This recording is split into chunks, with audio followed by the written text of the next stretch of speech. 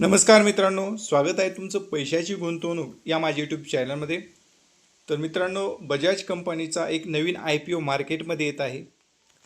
तर त्या IPOमध्ये आपण पैसे गुंतवावे किंवा नाही गुंतवायचे. जर गुंतवले तर आपल्याला फायदा होईल किंवा तोटा होईल. या व्हिडिओमधून मी तुम्हाला 4 कंपनीचे जे पॉईंट सांगणार आहेत, त्या पॉईंट जर तुम्हाला माहीत झाले तर तुम्ही ठरवू शकता यामधून आपल्याला फायदा होईल किंवा तोटा होईल. चला तर व्हिडिओला सुरुवात करण्याआधी तुम्ही माझ्या चॅनलवर नवीन असाल तर चॅनलला सबस्क्राईब करा, बेल आयकॉन प्रेस करा, म्हणजे माझे नवीन येणारे व्हिडिओ तुम्हाला पाहायला भेटणार आहेत. तर या ठिकाणी आपण स्क्रीनवरती पाहू शकता बजाज हाऊसिंग फायनान्स हा IPO मार्केटमध्ये येणार आहे. तर या ठिकाणी तुम्ही स्क्रीनवर पाहू शकता तुम्ही पैसे गुंतवावे की नाही, हे 4 पॉईंट आहेत की त्यामध्ये आपल्याला कंपनीची ताकद, कंपनीचा कमकुवतपणा याचं संपूर्ण विश्लेषण या व्हिडिओमध्ये आपण पाहणार आहोत. तर कंपनीची ताकद काय आहे, कंपनीचं विकनेस काय आहे, तर या ठिकाणी आपण स्क्रीनवरती खाली पाहू शकता बजाज हाऊसिंग फायनान्सचा IPO. यामध्ये 3,560 कोटी रुपयांचे 50.86 कोटी नवीन शेअर कंपनी जारी करणार आहे. तसेच 3,000 कोटी रुपयांच्या 42.86 कोटी शेअर्स हे विक्रीसाठी कंपनी ऑफर करणार आहे. इशूच्या 50% पात्र संस्थात्मक खरेदीदारांसाठी, 35% किरकोळ गुंतवणूकदारांसाठी आणि 15% गैर संस्थात्मक गुंतवणूकदारांसाठी कंपनी जे शेअर्स आहेत ते राखीव ठेवणार आहेत. या ठिकाणी बजाज हाऊसिंग फायनान्सचा IPO यामध्ये काय आहे हे या ठिकाणी वैविध्यपूर्व NBFC हाऊसिंग फायनान्स सर्वाधिक इश्यूसाठी गुंतवणूकदारासाठी प्रदीर्घ नवीन आठवड्यात सोमवारी हा IPO संपणार आहे. हा IPO 9 सप्टेंबर रोजी उघडणार असून 11 सप्टेंबरला यामध्ये आपल्याला पैसे गुंतवता येणार आहेत. बाजार सूचीबद्ध बजाज फायनान्सच्या मालकीची बजाज हाऊसिंग फायनान्सच्या तिच्या इश्यूमधून 6,560 कोटी रुपये उभारण्याचा कंपनी विचार करणार आहे. IPO हा बंद झाल्यानंतर 16 सप्टेंबर रोजी BSE आणि NSE या दोन्ही NSE आणि BSE साईटवर आपल्याला त्याचे शेअर्स खरेदी करता येणार आहेत. म्हणजे यामधून आपण एक निश्चित करू की ही जे IPO आल्यानंतर NSE आणि BSE या दोन्ही शाखाकडे हा IPO आपल्याला शेअर्समधून खरेदी करता येणार आहे.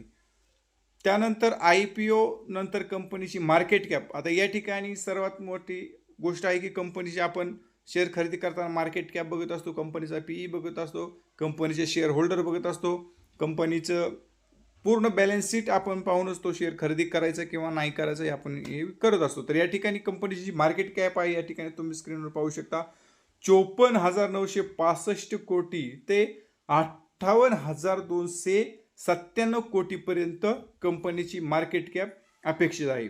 या ठिकाणी IPO नंतर कंपनीची जी मार्केट कॅप आहे ती 54,965 ते 58,297 कोटीपर्यंत कंपनीची अपेक्षित आहे. त्यानंतर बँडसाठी 3.1 ते 3.19 पर्यंतच्या किंमत टू बुक मूल्य PBV गुणवत्तेनंतर आधारित IPO मध्ये बोली लावण्यासाठी म्हणजे प्रति शेअर 60 ते 70 रुपये कंपनी NSE आणि BSE कडं आपल्याला तो शेअर 60 ते 70 रुपयामध्ये खरेदीसाठी मिळणार आहे. आणि त्यानंतर IPO जे स्लॉट आहेत तर आपण 214 शेअर्सचा IPO आपण खरेदी करू शकतो. या अहवालात बजाज हाऊसिंग फायनान्स IPOचे स्लॉट म्हणजे बजाज IPOची SWOT याचं विश्लेषण जर केलं तर SWOT म्हणजे नेमकं काय आहे तर या ठिकाणी आपण ते पाहू.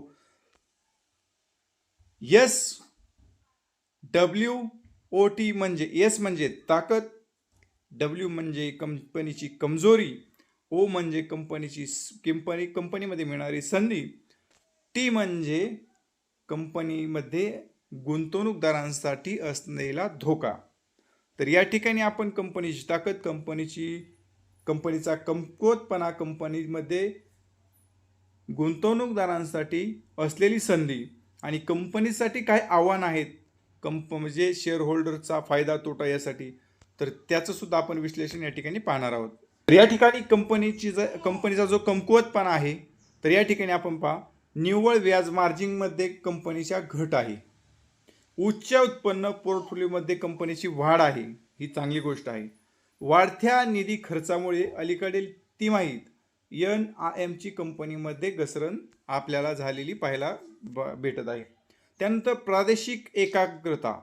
कंपनीच्या AUMचा एक प्रमुख भाग म्हणजे व्यवस्थापनातील मालमत्ता 69.5% फक्त 3 राज्यांमधून कंपनीला भेटते. हे प्रादेशिक आर्थिक जोखमींना असुरक्षित बनवते. आणि या ठिकाणी जर तुम्ही पाहिलं, RBI नियमांचं पालन न करणे आणि अंतर्गत लेखापरीक्षणातील तफावत यासारख्या समस्यामुळे कंपनी भूतकाळासमोर येणाऱ्या अडचणीला सामोरी जाऊ शकते. बजाज हाऊसिंग फायनान्सचा IPO 9 सप्टेंबरपासून पैसे गुंतवल्यानंतर लिफ्टमध्ये नफा किंवा तोटा येईल. ग्रे मार्केट काय दर्शवते हे या ठिकाणी पाहायला भेटत आहे. तर IPOद्वारे निधीची किंमत कमी करणे, उभारलेल्या निधीमुळे कंपनीची उधारी किंमत कमी होऊ शकते. मार्जिनमध्ये सुद्धा कंपनीची या ठिकाणी सुधारणा होऊ शकते. वाढणारे गृहनिर्माण वित्त क्षेत्र तर या ठिकाणी भारताचे गृहनिर्माण वित्त बाजार अजूनही अविकसित आहे. ते वाढीची क्षमता देते. विकसित कर्जात वाढ. तर या ठिकाणी विकसित कर्जात वाढ कंपनीच्या या ठिकाणी पहा, बजाज हाऊसिंग फायनान्सने गेल्या 27 महिन्यामध्ये मालमत्तेच्या गुणवत्तेत कोणतीही मोठी बिघाड न होता त्याचा विकासाचा कर्ज पोर्टफोलिओने दुप्पट केला आहे. म्हणजे कंपनीवर जे कर्ज आहे त्या कर्जापेक्षा कंपनीने आपली मार्केट कॅप या ठिकाणी वाढवलेली आहे. बजाज हाऊसिंग फायनान्समध्ये गुंतवणूक केल्यानंतर धोका काय आहे, कंपनीसाठी धोका काय आहे, या ठिकाणी पाहिलं तर या ठिकाणी वाढती स्पर्धा कंपनीसाठी आहे. त्यानंतर बाजारामध्ये LIC हाऊसिंग फायनान्स कंपनी आहे. कॅनफिन होम्स सारखे स्पर्धक या ठिकाणी कंपनीला आहेत. हे पाहता बजाज हाऊसिंग फायनान्सला बाजारामध्ये आपले स्थान टिकवून ठेवण्यासाठी नाविन्यपूर्ण आणि खर्च व्यवस्थापन चालू ठेवणे गरजेचे आहे किंवा त्यांना ते चालू ठेवावे लागणार आहेत. बजाज हाऊसिंग फायनान्सने NIM, ROA आणि रिटर्न ऑन इक्विटी च्या बाबतीत LIC हाऊसिंग फायनान्स आणि PNB हाऊसिंग फायनान्स यासारख्या समाजसेवकांपेक्षा चांगली कामगिरी केलेली आहे. तथापि त्यांचे मूल्यांकन उच्च आहे. एकंदरात बजाज हाऊसिंग फायनान्सचा IPO त्याच्या ठोस मूलभूत गोष्टी, विविधपूर्ण कर्ज पोर्टफोलिओ आणि मजबूत मालमत्ता गुणवत्तेमुळे चालतो. कंपनीकडे विशेषतः गृहनिर्माण वित्त क्षेत्रात वाढायची संधी आहे, पण स्पर्धा आणि अनुमान याबाबत कंपनीनं सावध असलं पाहिजे. तर या ठिकाणी या ज्या 4 गोष्टी होत्या त्या आपण पाहिल्या, समजून घेतल्या. तर यावर आपण ठरवू शकतो की कंपनीमध्ये आपण गुंतवणूक करावी किंवा IPO खरेदी करावा किंवा नाही करावा. तर आशा करतो हा व्हिडिओ तुम्हाला आवडला असेल. आवडला तर लाईक करा, शेअर करा. चॅनलवरती नवीन असाल तर चॅनलला माझ्या सबस्क्राईब करा. धन्यवाद.